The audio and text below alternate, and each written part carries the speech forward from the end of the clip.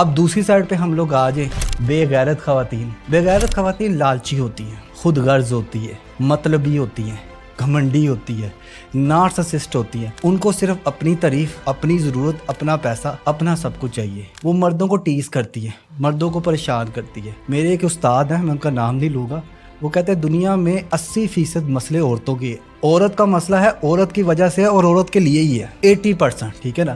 کہنے کا مقصد یہ ہے کہ وہ جس کو سمجھ رہی ہے، جس میں احساس نہیں ہے عورت میں، جو باہر منہ مارتی ہے، جسے کپڑے، ٹھیک ہے، ایک تو چیز ہوتی ہے، لیکن ایک ایکسٹریم لیول پہ جو چیزیں پائی جاتی ہے. اور پھر جو زمانہ سوشل میڈیا کا چل رہا ہے، ٹھیک ہے، جہاں پہ ہم نے ایکسٹرا آرڈنری طور پہ مٹیریلسٹک چیزوں کو کر دیا ہے، ٹھیک ہے نا. اور افیئرس، اتنے افیئرس کہ میں خود اس چیز کا عینی شاہدین میں ہوں کہ میرے پاس ایک لڑکی نے آ کے کہا کہ سر شوہر ہے میرا، لیکن میرا دوسرے لڑکے کی طرف دل زیادہ لگتا ہے، کوئی مجھے طریقہ بتائے میرا شوہر چھوٹ دے، وہ بندہ میری زندگی میں آ جائے.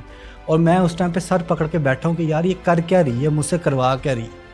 ٹھیک ہے نا. تو کہنے کا مطلب یہ ہے، اگر آپ کی زندگی میں کوئی وفادار، ایماندار، ہمدرد، اچھے اخلاق والا مرد یا عورت آ گیا نا، نعمت سمجھیں. آج کل وہ بھی نہیں ملتے. آج کل یہ لوگ نایاب ہو چکے